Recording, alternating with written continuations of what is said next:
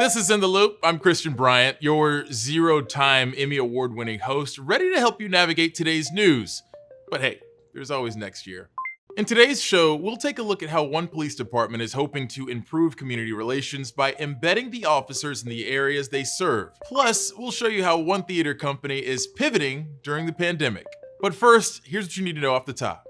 It looks like new case numbers for coronavirus may be slowing down in Arizona, Texas, and Florida, but the number of deaths from COVID remain high across the board. And in both Texas and Florida, some hospitals are still at capacity. With 2 vaccine trials entering their last phase this week, it's tempting to be optimistic. But the nation's top health experts, including Dr. Fauci, are telling Americans to stay vigilant. The fundamental things of avoiding crowds, physical separation, universal wearing of masks, closing the bars, hand hygiene, those things matter, and they can make a difference.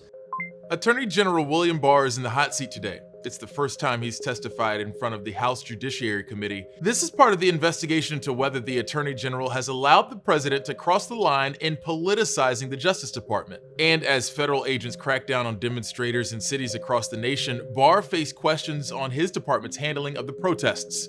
Here's what he said. In the wake of George Floyd's death, violent rioters and anarchists have hijacked legitimate protests to wreak senseless havoc and destruction on innocent victims. The committee's chairman, Jerry Nadler of New York, accuses Barr of waging a war against the Department of Justice's professional corps in order to do favors for the president. Meanwhile, the tactics used by federal forces on Lafayette Square outside the White House back in June have been widely questioned. Today, a National Guard officer testified to what he saw firsthand as part of an investigation from Congress. It was my observation that the use of force against demonstrators in the clearing operation was an unnecessary escalation. All National Guardsmen were ordered out of D.C. in early June.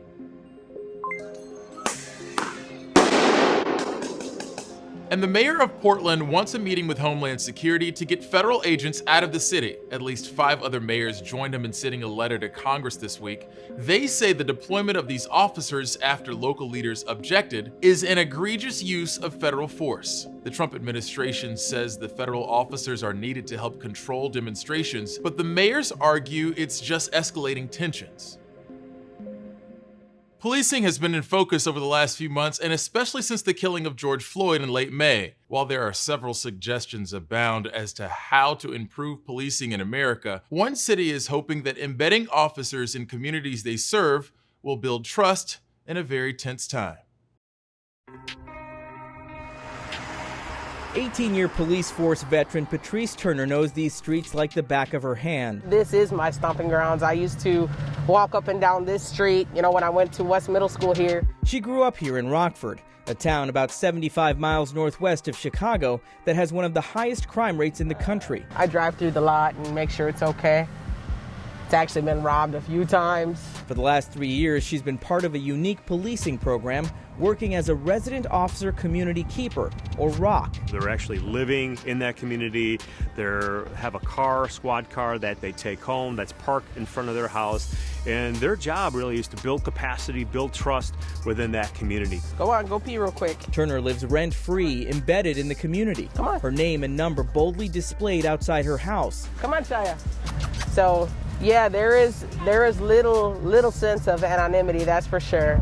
Police residency requirements fell out of favor in the early 20th century.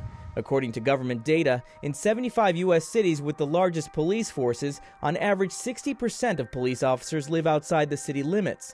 Multiple studies over the years suggest residency requirements don't necessarily translate to public confidence in the police. How you guys doing? I haven't seen you in forever.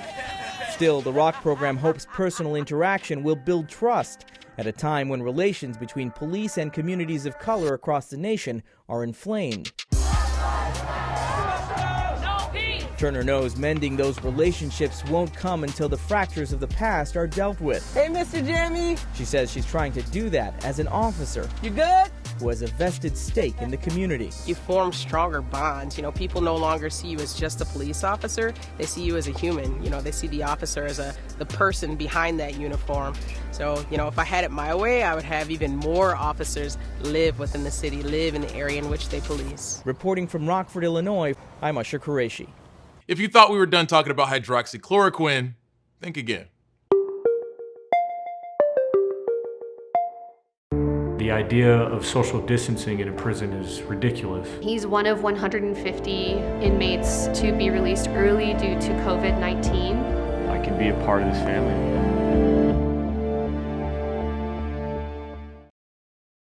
Getting caught up on the news needs to work with your schedule, and Newsy has you covered. Download our streaming app for Roku and Amazon Fire TV to get up to speed with the biggest stories of the day. Newsy, be informed, not influenced. Trending topics usually consist of new things like announcements or developments in a story, but today we're going to start off this section with a reminder. Just so you know, hydroxychloroquine is still not an effective treatment for COVID-19, according to the FDA and a vast majority of health experts. Yet another viral conspiracy theory video has been floating around social media, touting the benefits of the drug. Facebook and Twitter both marked the video as disinformation and pulled it from their sites, but not before it racked up 17 million views on Facebook and got retweeted by President Trump. Defector is the name of a news, sports, and culture outlet announced today, founded by the journalists who quit the sports blog Deadspin in a high-profile clash with its management last year. The idea here is to take everything their loyal fan base loved about the old Deadspin and make it bigger and better with a new outlet, this time putting these journalists, in charge of the ship. The new outlet Defector is basically a worker-owned co-op. It'll launch with a podcast next month, then a full site launch in September. The F-35 fighter jet is trending after the Republican Senate included plans to purchase 2 of them as a part of their pandemic economic relief bill. That's just part of the $7 billion in total that the GOP wants to spend on weapons programs in the new stimulus bill, which will cost more than $1 trillion in all, and is meant to support unemployed workers and the economy broadly. The coronavirus pandemic has forced a lot of in-person activities to go virtual. Karaoke might be one of the weirder ones, and I know that from experience. But theater companies have also gotten in on the action. Newsy's Casey Mendoza spoke to the founder of the first online theater company to talk about pivoting during the pandemic and what happens once all of this is over. With theaters shuttered because of the pandemic, companies around the world, as well as stage productions like Hamilton and Fleabag, are pivoting to online streaming to entertain audiences at home. One group is taking it further and starting the first ever online theater company.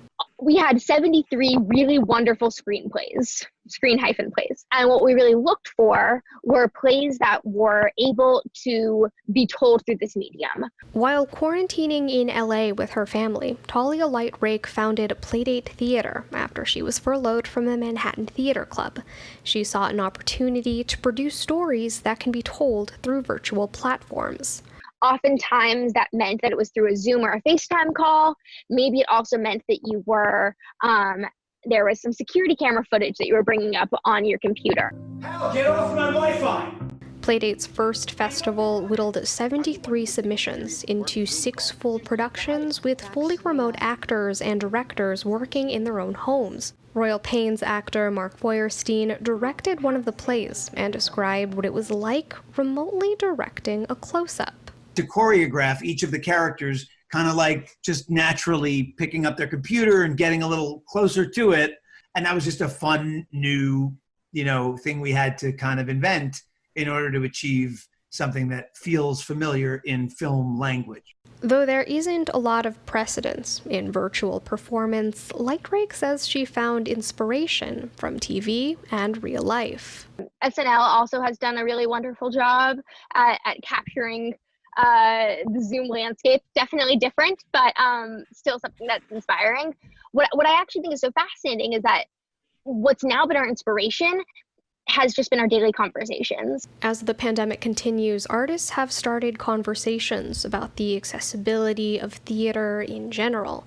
Because of that, Lightrake says she hopes Playdate can continue online, even when theaters are reopened, as a way to make the industry more open to those unable to see or take part in live stage productions. I think virtual theater allows access to a whole new art form that didn't exist before. I think virtual versus live theater is not an either or, but an and, as we're bringing more stories to more people. And that's what's really important.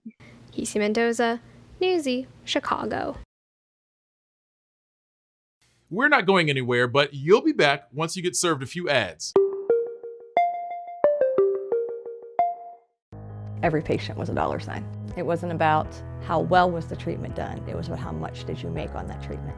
On a personal basis, I've watched them drilling perfectly healthy teeth. I do not think I was an aggressive dentist. Losing your perfectly healthy teeth. How dare you try to do that to me? We're not really sure that Wall Street is the best place to make medical decisions for us. Nothing's wrong with making money. If you're doing it ethically, absolutely not.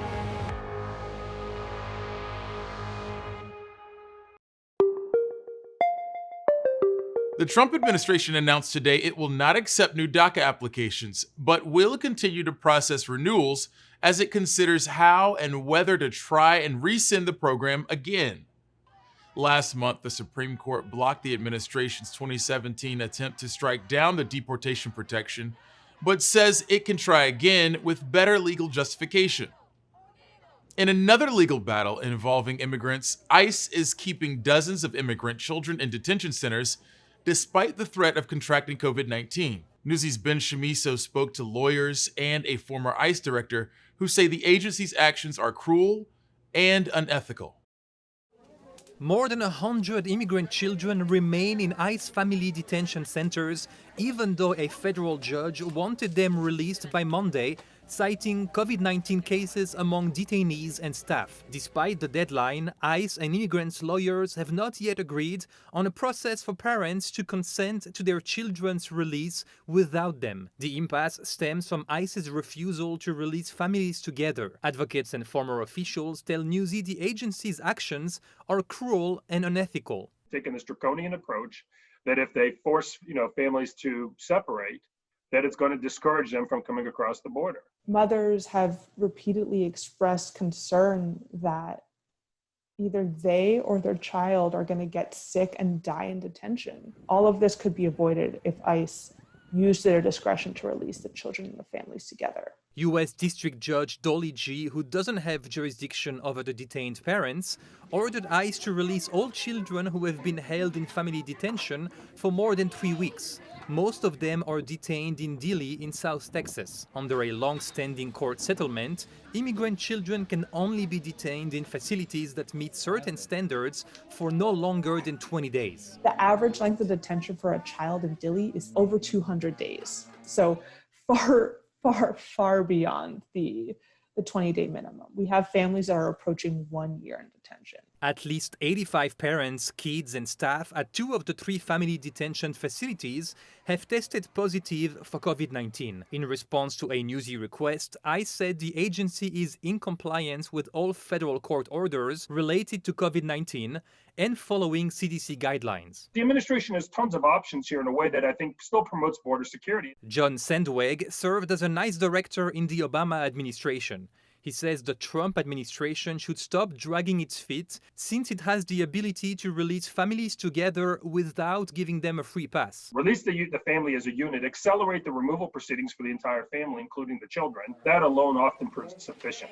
But if you want to escalate things even further, you can use ankle bracelets or electronic monitoring. Because the Trump administration is refusing for now to release families together, Judge G is asking ICE and immigrants' lawyers to come up with an alternative by August 5th that doesn't separate families. In a different lawsuit, attorneys are trying to release families by bringing their cases one at a time in front of a different judge. Ben Shamiso, Newsy, Chicago. We're still months away from a coronavirus vaccine, according to health experts, but scientists are discovering new ways to treat medical issues found in patients suffering through the worst of COVID-19. Newsy's Lindsay Thies explains. Scientists are investigating whether CBD, a chemical compound from cannabis plants, could fight inflammation in severe COVID-19 patients. The cytokine storm is when the body's immune system attacks itself, and it's been linked to the deadliest COVID-19 cases. People who are also in cannabis field are also trying to find the right strains for COVID. Dr. Olga Kovalchuk is a cannabis researcher at the University of Lethbridge in Alberta, Canada. She's part of a team who believe they have ID'd some cannabis strains high in CBD that could help treat the inflammation that comes along with the cytokine storm of some coronavirus infections. She says not every high CBD strain was effective, though. Terpenes are important, as well as other minor cannabinoids are also important. Another study from researchers in Georgia found CBD reduced inflammation and protected lung tissues in COVID-19 patients. So far, all of that CBD COVID research has been done in models, animals, or replicated human tissue. Now, to be clear, scientists that Newsy spoke with say this doesn't mean you should be planning a trip to the dispensary. Much more research is needed, including clinical trials in humans, like ones that might combine CBD with other antiviral treatments like remdesivir. Any antiviral therapy probably does like 90% of the job, or 80% of the job, or 70% of the job. We may not doing 100%. And what we're proposing, maybe CBD can do what is left over with that. Dr. Siddhaba Baira Reddy is a researcher in pharmacology and experimental neuroscience professor at the University of Nebraska Medical Center. He says getting funding is among the challenges holding back cannabis research. Some labs are even raising their own money. The FDA just released guidance this week outlining how companies seeking approval of drugs that contain cannabis or its derivatives must follow the traditional drug review and approval process involving clinical trials. The agency is still working on CBD-specific rules. Lindsay Thies, Newsy, Denver. The show's almost over, but that doesn't mean the fun has to stop here. You can reach out to us on Twitter using the hashtag NewsyInTheLoop. I just can't promise the after-hours engagement will be work-related.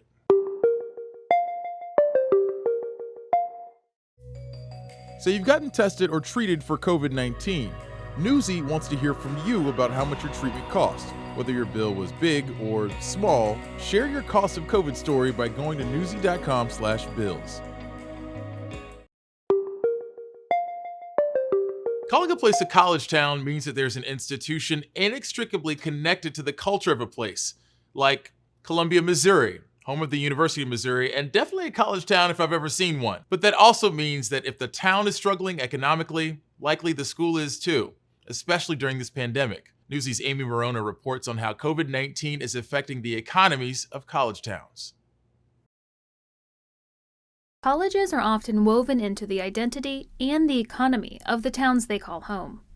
And in the age of a pandemic, that means these places, and the reported 18.6 million people who live in them, are at particularly high risk to suffer the brunt of the economic downturn. We have a couple businesses right across the street from the university catering directly to the university with things like the college bookstore. That business unto itself has already experienced about $500,000 in revenue loss. And the big concern is what will happen in the fall. Athens, Ohio is home to Ohio University. The town's trying to recover from an unexpectedly tough spring and prepare for a fall that could be even worse. And many other college towns nationwide are in similar situations. Colleges can have a big impact on economic ecosystems. University of Michigan home football games bring $12 million into Ann Arbor's local economy. Oregon State reported a $1.3 billion economic impact in its county alone. Plus, as the case is in Athens, colleges are often one of the largest employers in a region. The university has already reportedly laid off or eliminated more than 300 positions. If you don't have university employees working, they're not going to have disposable income to spend on local businesses. And it can be a domino that can knock over a number of other ones after it, just from this decision of what do we do next month. As for this fall, colleges are juggling 3 plans: offering remote courses, bringing students back for some in-person classes, or a hybrid of both. But some are already reversing their original decisions, leaving a cloud of uncertainty over campus communities. In Columbia, Missouri, the plan for now is to bring students back to the University of Missouri. Officials say they'll implement contact tracing and social distancing. something that one local movie house is trying to incorporate to help it rebound from the difficult spring. So we have all the equipment to do an outdoor screening, and we're going to start marketing that to fraternities and sororities because they have, spaces and access to people that could pitch in. And it's not just the potential economic loss from local businesses or the threat of layoffs these communities face. With college students coming back to campus in a more limited, spaced out way, or even not at all, things will look and feel different.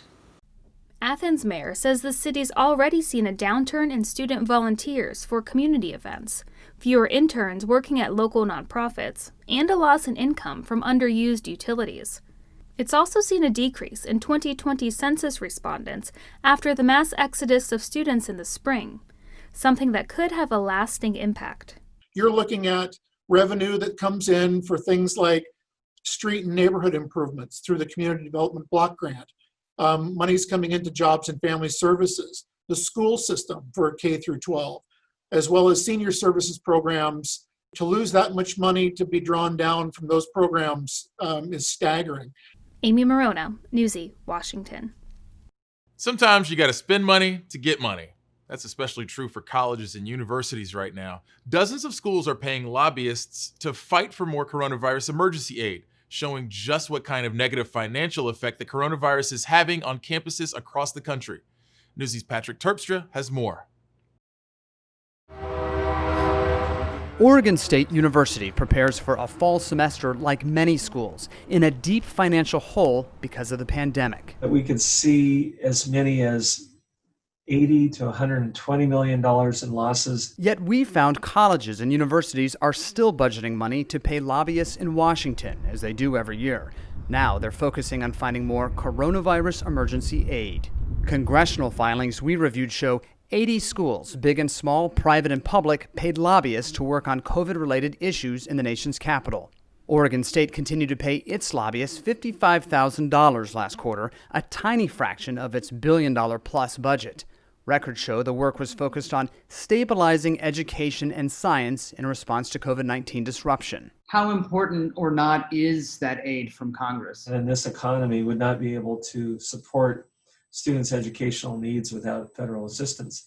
The university can only do so much.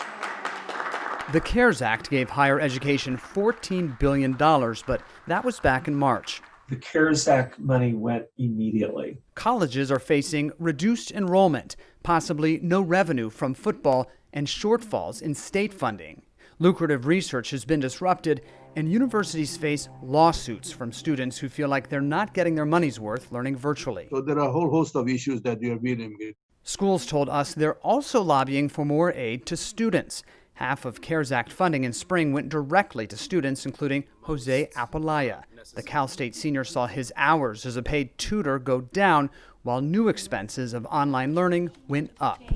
Transitioning into the online setting, definitely like investing in a laptop, investing in ebooks and things like that. He got $600 from the CARES Act, available to students already on financial aid. It helped out tremendously. Part of a lifeline universities are desperate to renew. Patrice Turner, Newsy, Washington.